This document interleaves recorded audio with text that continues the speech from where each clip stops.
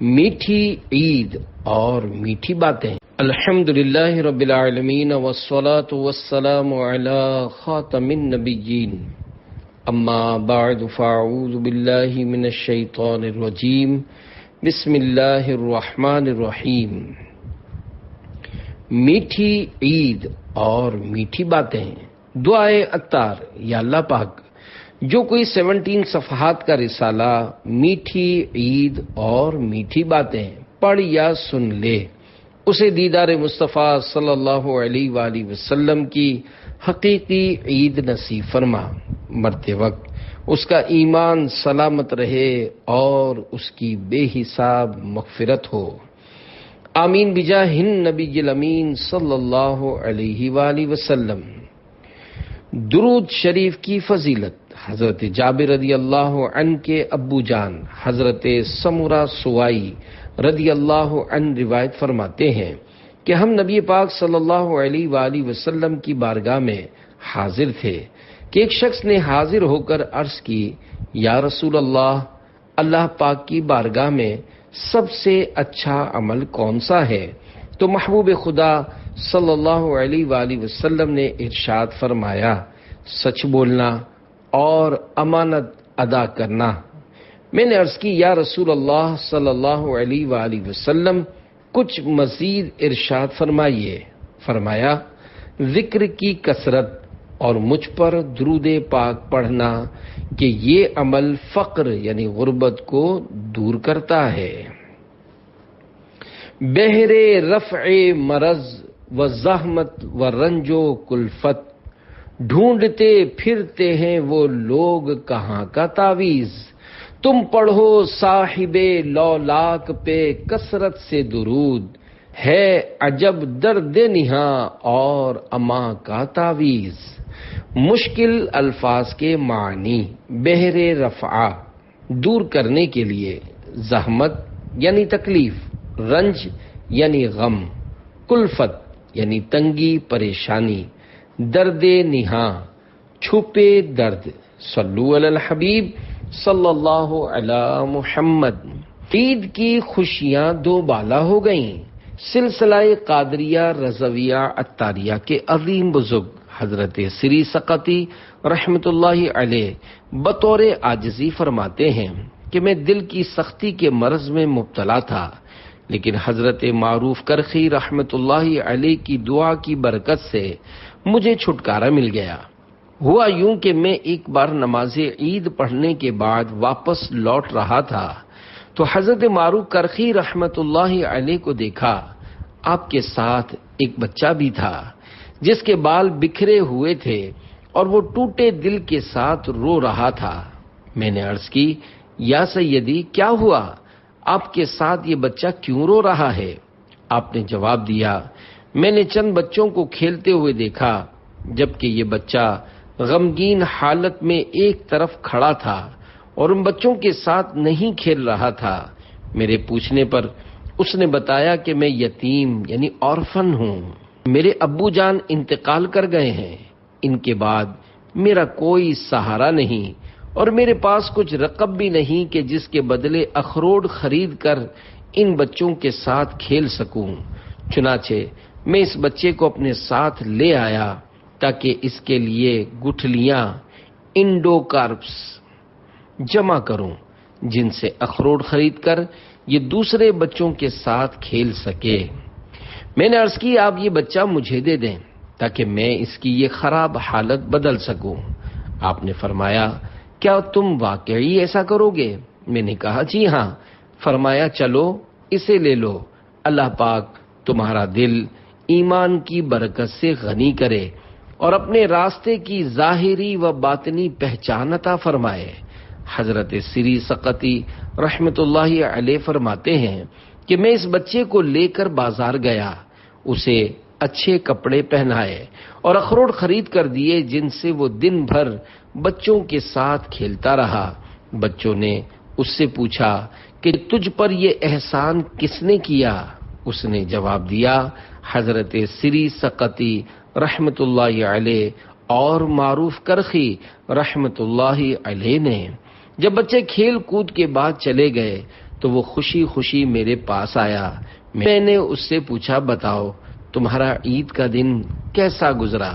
اس نے کہا، اے چچا، آپ نے مجھے اچھے کپڑے پہنائے، مجھے خوش کر کے بچوں کے ساتھ کھیلنے کے لیے بھیجا، میرے غمگین اور ٹوٹے ہوئے دل کو جوڑا۔ اللہ کریم آپ کو اپنی بارگاہ سے اس کا بدلہ عطا فرمائے اور آپ کے لیے اپنی بارگاہ کا راستہ کھول دے۔ حضرت سری سقطی رحمت اللہ علیہ فرماتے ہیں، مجھے بچے کے اس کلام سے بے حد خوشی ہوئی اور اس سے میری عید کی خوشیاں مزید بڑھ گئیں۔ اللہ رب العزت کی ان پر رحمت ہو اور ان کے صدقے ہماری بے حساب مغفرت ہو، آمین بجاہ النبی الامین صلی اللہ علیہ وآلہ وسلم۔ صلو علی الحبیب صلی اللہ علی محمد۔ پیارے پیارے اسلامی بھائیوں، ایک یتیم بچے سے ہمدردی اور خیر خواہی کی ایمان افروز حکایت آپ نے سنی۔ عید الفطر کی خوشیاں ہیں، خوب نعمتوں کی کثرت ہے، گھر میں کھانے کے لیے ایک سے ایک لذیذ ڈش تیار ہو رہی ہے، بہترین عمدہ لباس پہنے ہوئے ہیں، گھر میں مہمانوں کا آنا جانا اور عیدیاں لینے دینے کا سلسلہ جاری ہے۔ ایسے میں کیا ہی اچھا ہو کہ پڑوسیوں، غریبوں، یتیموں اور سفید پوش عاشقان رسول کے گھروں میں بھی خوشی و راحت پہنچانے کی کوئی صورت ہو جائے، تاکہ یہ عید ہمارے لیے سعید یعنی سعادت مندی کا سبب بن جائے۔ کاش ایسا ہو جائے۔ یتیم کسے کہتے ہیں؟ نابالغ بچہ یا بچی جس کا باپ فوت ہو گیا ہو وہ یتیم ہے۔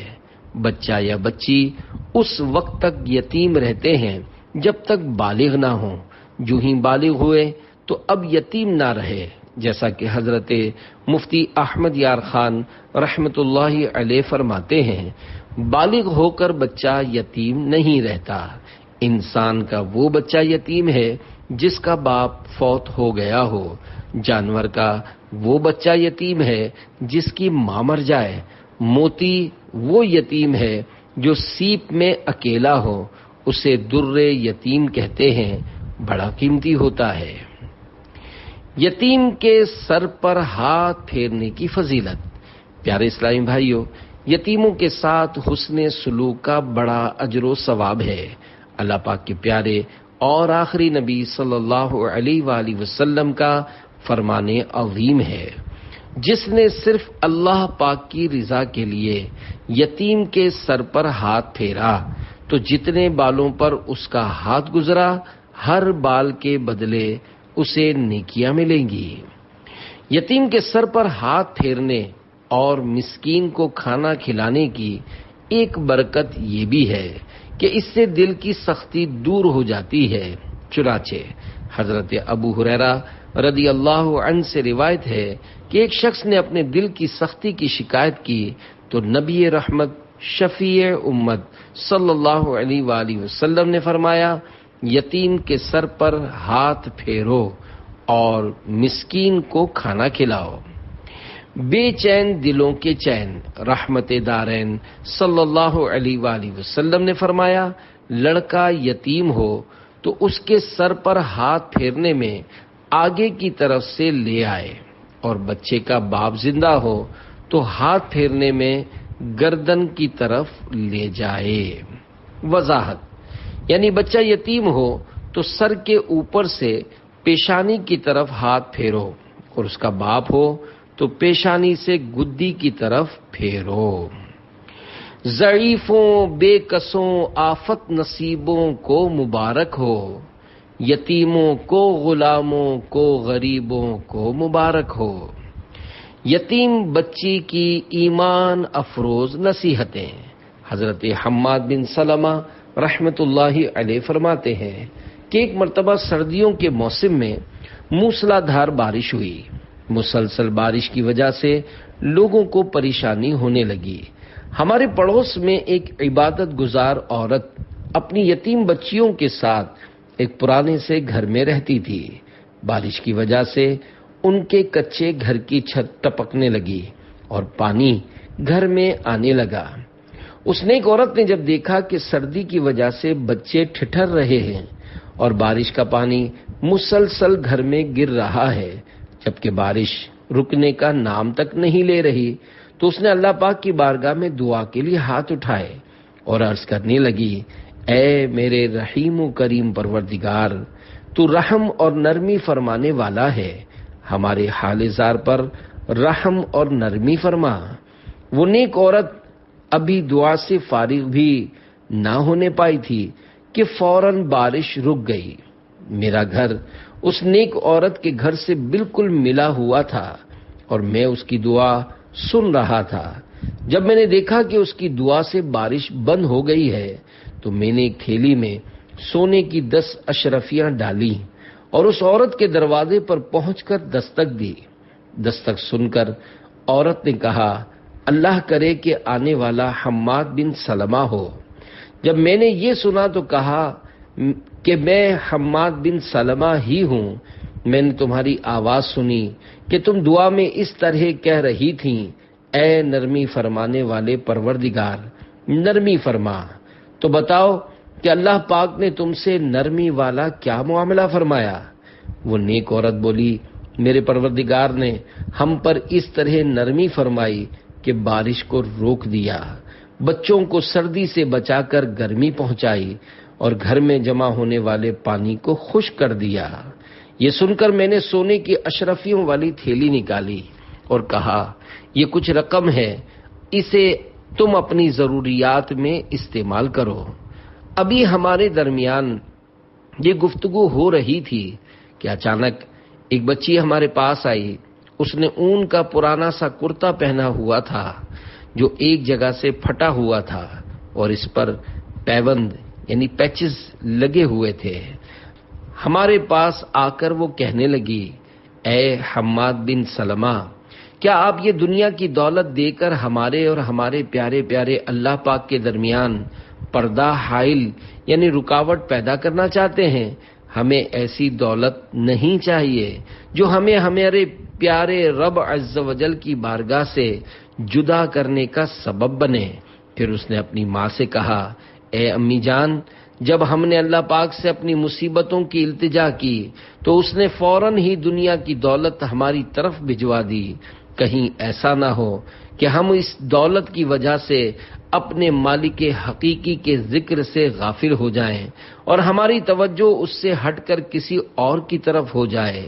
پھر اس لڑکی نے اپنا چہرہ زمین پر ملنا شروع کر دیا اور کہنے لگی، اے ہمارے پاک پروردگار، ہمیں تیری عزت و جلال کی قسم، ہم کبھی بھی تیرے در سے نہیں جائیں گے، ہماری امیدیں صرف تجھ سے ہی وابستہ رہیں گی، ہم تیرے ہی در پر پڑے رہیں گے، اگرچہ ہمیں دھتکار دیا جائے لیکن ہم پھر بھی تیرے در کو نہیں چھوڑیں گے۔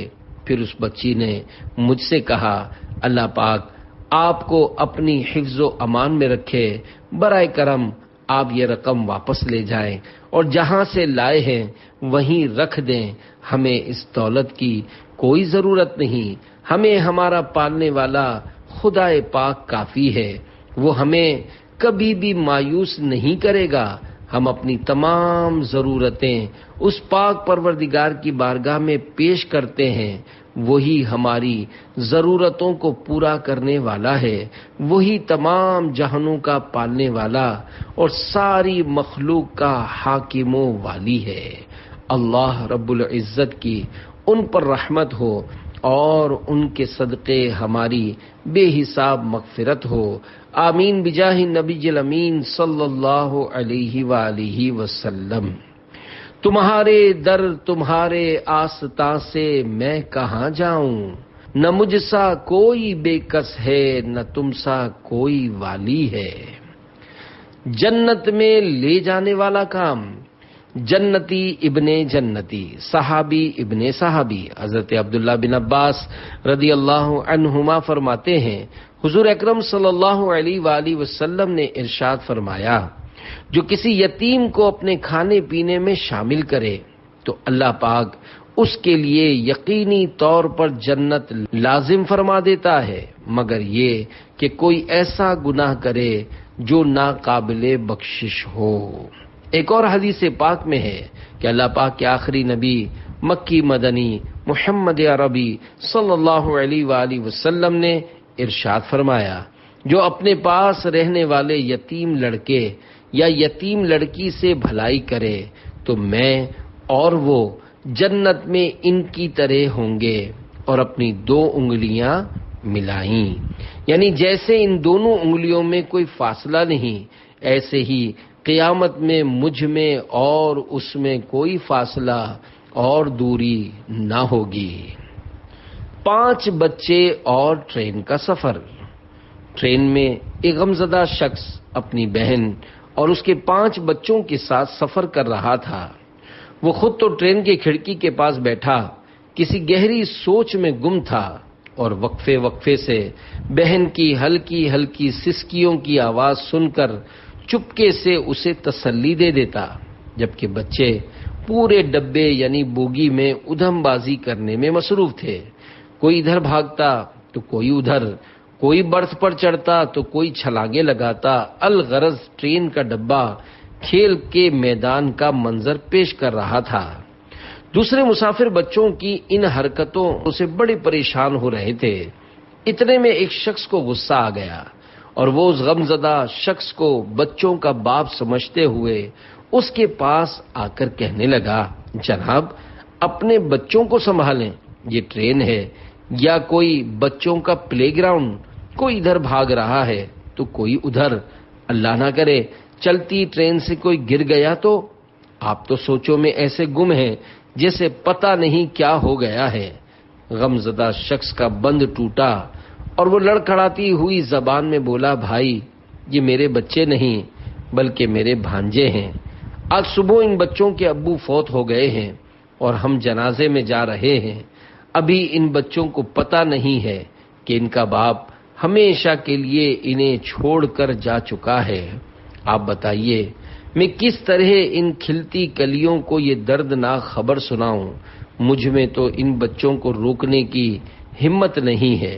یہ سننا تھا کہ اس شخص سمیت سبھی مسافروں کا غصہ بچوں سے ہمدردی و محبت میں بدل گیا، اور اب سب مسافر بڑی ہمدردی اور شفقت بھری نظروں سے ان بچوں کی طرف دیکھ رہے تھے۔ پیارے پیارے اسلامی بھائیوں، یہ اگرچہ فرضی واقعہ ہی صحیح، لیکن ہمیں بہت کچھ سکھا رہا ہے۔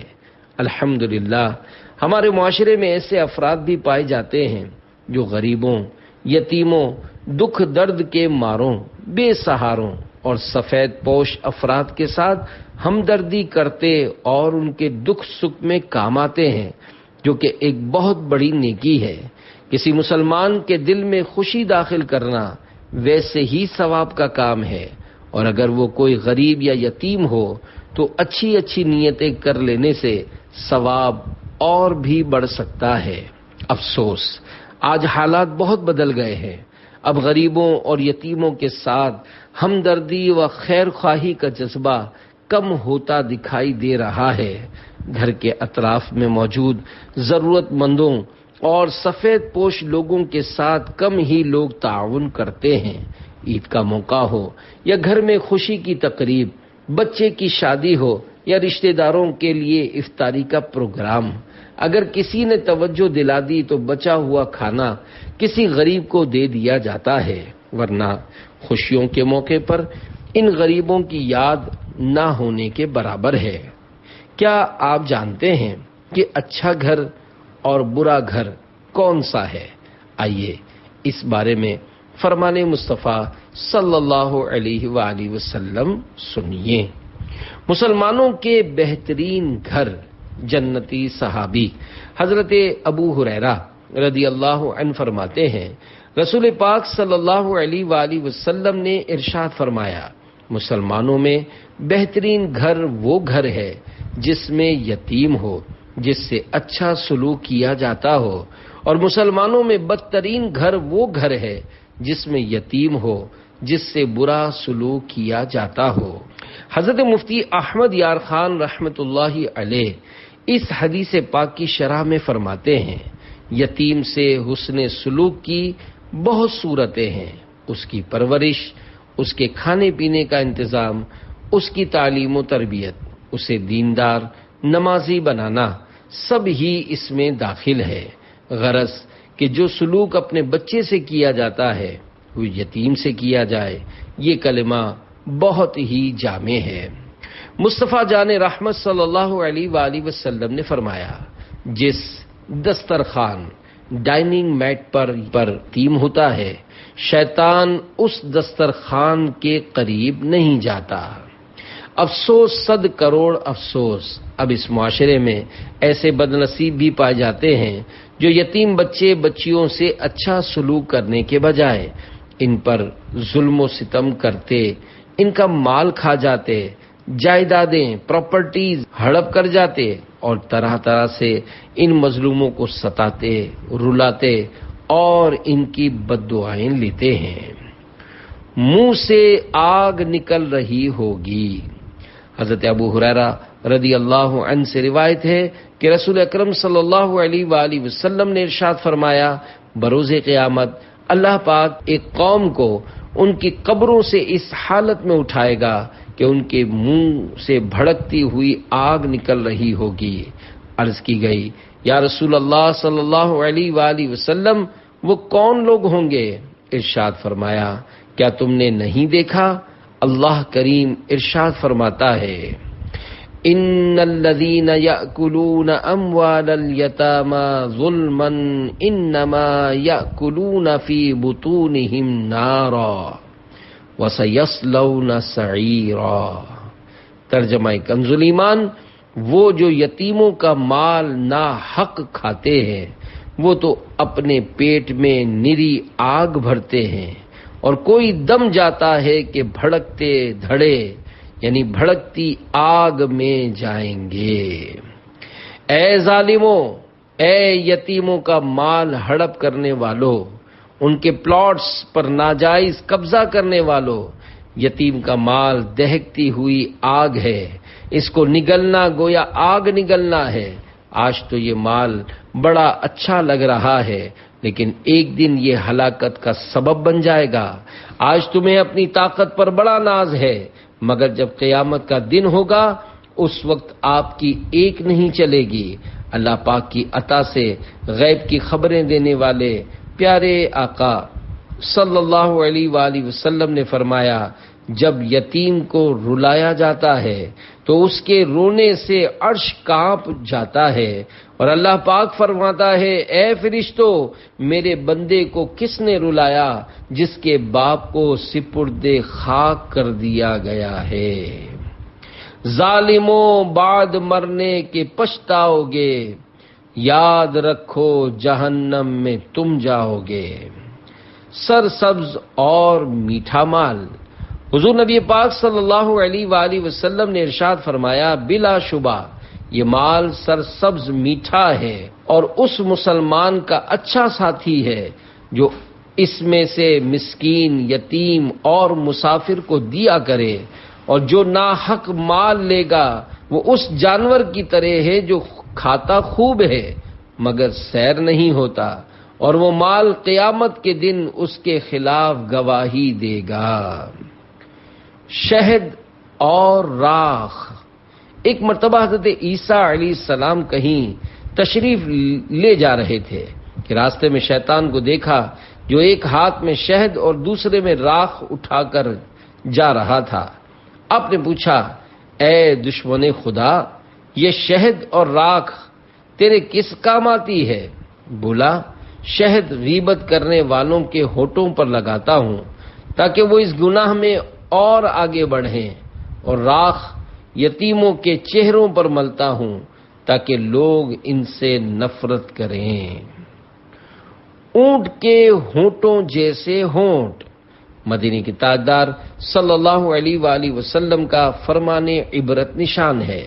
میں نے معراج کی رات ایک ایسی قوم دیکھی جن کے ہونٹ اونٹ کے ہونٹوں کی طرح تھے، اور ان پر ایسے لوگ مقرر تھے جو ان کے ہونٹوں کو پکڑتے، پھر ان کے منہوں میں آگ کے پتھر ڈالتے جو ان کے پیچھے سے نکل جاتے۔ میں نے پوچھا، جبرائیل علیہ السلام، یہ کون لوگ ہیں؟ تو انہوں نے بتایا، یہ وہ لوگ ہیں جو یتیموں کا مال ظلم سے کھاتے تھے۔ کر لے توبہ رب کی رحمت ہے بڑی، قبر میں ورنہ سزا ہوگی کڑی۔ وارثوں کے مال میں احتیاط کی بہترین مثال۔ ایک بزرگ رحمت اللہ علیہ کسی قریب المرگ شخص کے پاس موجود تھے۔ رات میں جس وقت وہ فوت ہوا تو انہوں نے فرمایا چراغ بجھا دو کہ اب اس کے تیل میں ورثہ کا حق شامل ہو گیا ہے۔ پیارے پیارے اسلامی بھائیوں، گھر میں اگر یتیم بچے ہوں تو ان کے مال کے معاملے میں بے حد احتیاط سے کام لینا چاہیے، اور ہاں، یتیم بچے کی اجازت سے بھی اس کا مال ذاتی استعمال میں نہیں لے سکتے۔ ایک ہی گھر میں رہنے والے چند بھائیوں میں سے اگر کوئی فوت ہو جائے تو جوائنٹ فیملی میں یتیم بچوں کے مال کا خیال رکھنا بڑا مشکل ہو جاتا ہے، لیکن یہ احتیاط کرنی ہی ہوگی، اور اگر خدا نخواستہ غلط انداز سے یتیموں کے مال کو استعمال کیا تو کل قیامت میں دردناک عذاب ہو سکتا ہے، جیسا کہ اوپر بیان کی گئی روایات میں آپ نے پڑھا۔ قرآن کریم میں ایک مقام پر اللہ پاک ارشاد فرماتا ہے، وَلَا تَقْرَبُوا مَالَ الْيَتِيمِ إِلَّا بِالَّتِي هِيَ أَحْسَنُ حَتَّى يَبْلُغَ أَشُدَّهُ وَأَوْفُوا بِالْعَهْدِ إِنَّ الْعَهْدَ كَانَ مَسْئُولًا۔ ترجمہ کنز ایمان، اور یتیم کے مال کے پاس نہ جاؤ مگر اس راہ سے جو سب سے بھلی ہے، یہاں تک کہ وہ اپنی جوانی کو پہنچے، اور عہد پورا کرو، بے شک عہد سے سوال ہونا ہے۔ اس آیت میں کبیرہ گناہ سے منع کیا گیا ہے اور ایک اہم چیز کا حکم دیا گیا ہے۔ کبیرہ گناہ تو یتیم کے مال میں خیانت کرنا ہے، اور اہم چیز وعدہ پورا کرنا ہے۔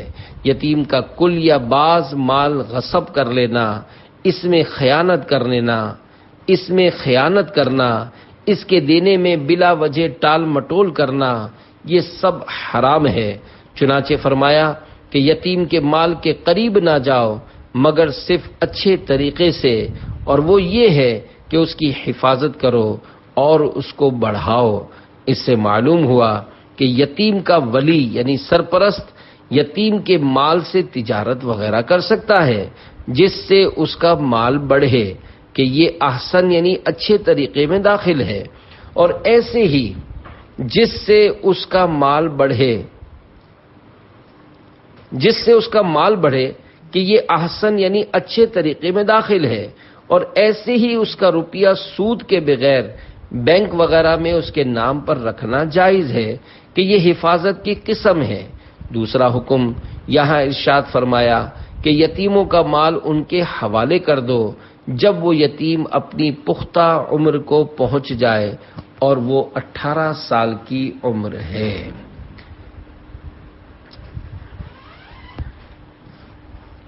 یتیم کے مال کی حفاظت کرنے والا قاضی۔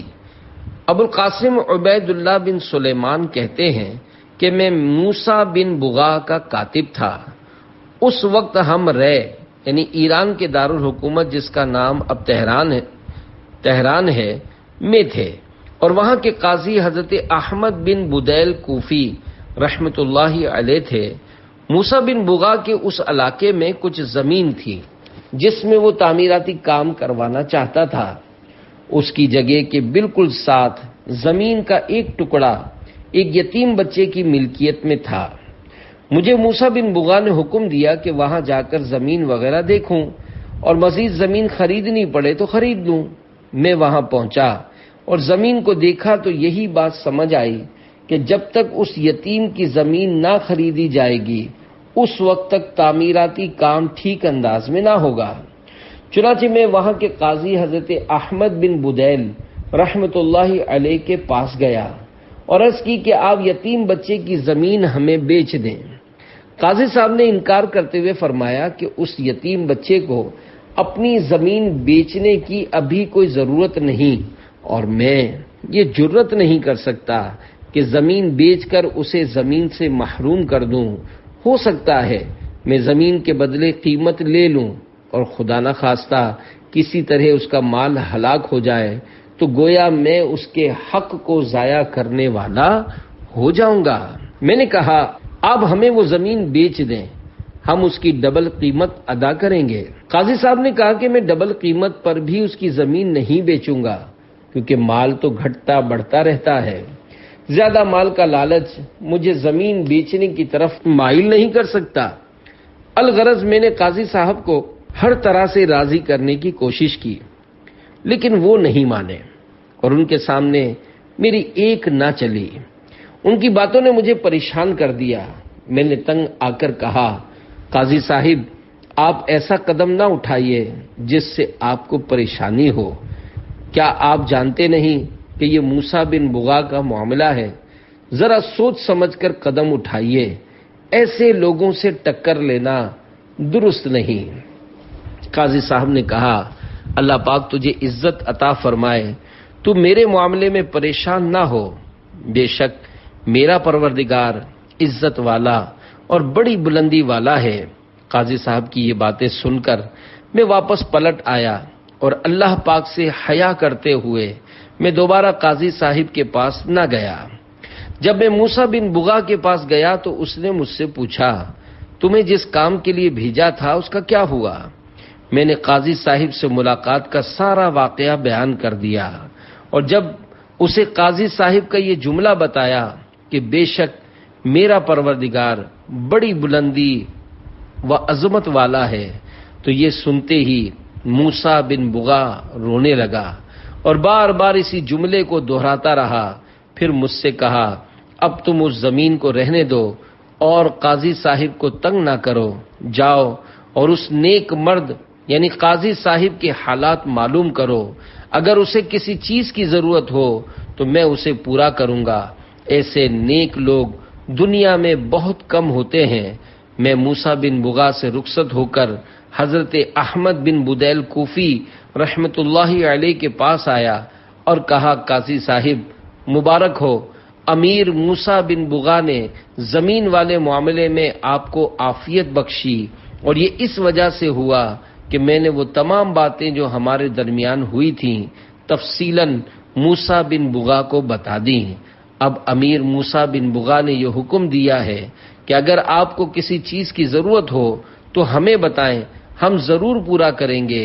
قاضی صاحب نے اسے دعائیں دیں اور فرمایا یہ سب اس کا بدلہ ہے کہ میں نے ایک یتیم کے مال کی حفاظت کی، میں اس کے بدلے دنیاوی مال و دولت کا طلبگار نہیں ہوا۔ اللہ رب العزت کی ان پر رحمت ہو اور ان کے صدقے ہماری بے حساب مغفرت ہو، آمین بجاہ نبی الامین صلی اللہ علیہ وآلہ وسلم۔ امیر اہل سنت کی احتیاط۔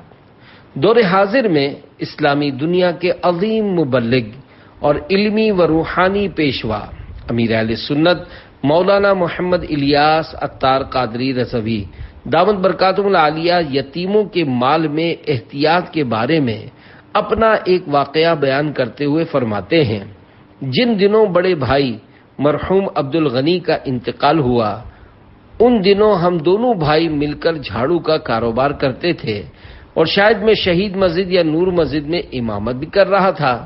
بھائی کے انتقال کے بعد ذمہ داری میرے اوپر آئی اور ترکہ یعنی انہیریٹنس تقسیم کرنے کا بھی مسئلہ ہوا، کیونکہ میرے والد مرحوم کا ترکہ تقسیم نہیں ہوا تھا اور ان کے چھوڑے ہوئے مال میں ہی کاروبار ہوتا رہا۔ لیکن اب میں سخت آزمائش میں آ گیا، کیونکہ اب ہر چیز میں بھائی کے 5 یتیم بچوں اور ان یتیموں کی ماں کا حق شامل ہو گیا تھا۔ ان دنوں میرا مفتی وقار الدین رحمت اللہ علیہ کی خدمت میں حاضریوں کا معمول تھا، چنانچہ میں نے ان کی بارگاہ میں حاضر ہو کر ساری صورتحال پیش کی اور کیا کرنا ہے، کیسے کرنا ہے، اس کے متعلق فتویٰ حاصل کیا۔ پھر ایک چھوٹی چیز مثلا کاغذ، قلم اور سوئی تک کا حساب کیا، جو کہ ایک دشوار کام تھا، لیکن جتنا ہو سکا میں نے کوشش کی اور الحمدللہ شریعت کے مطابق ترکہ تقسیم کیا، بلکہ اپنی طرف سے کچھ زائد پیش کیا تاکہ میری طرف ان کا کوئی حق نہ رہ جائے، مگر پھر بھی خوف آتا تھا کہ کہیں یتیموں کے مال میں مجھ سے حق تلفی نہ ہو گئی ہو۔ الحمدللہ اب میرے 5 بھتیجے بالغ ہو چکے ہیں، میں نے ان سے اور ان کے ذریعے ان کی امی جان سے احتیاطاً معافی حاصل کر لی ہے۔ سایہ عرش پانے کا طریقہ۔ اے غریبوں اور یتیموں کا درد رکھنے والے اسلامی بھائیوں، آئیے یہ عہد کریں کہ ہم یتیموں کے حقوق کی حفاظت کریں گے، بے سہارا اور غریب لوگوں کو خوشیاں فراہم کرنے کا ذریعہ بنیں گے۔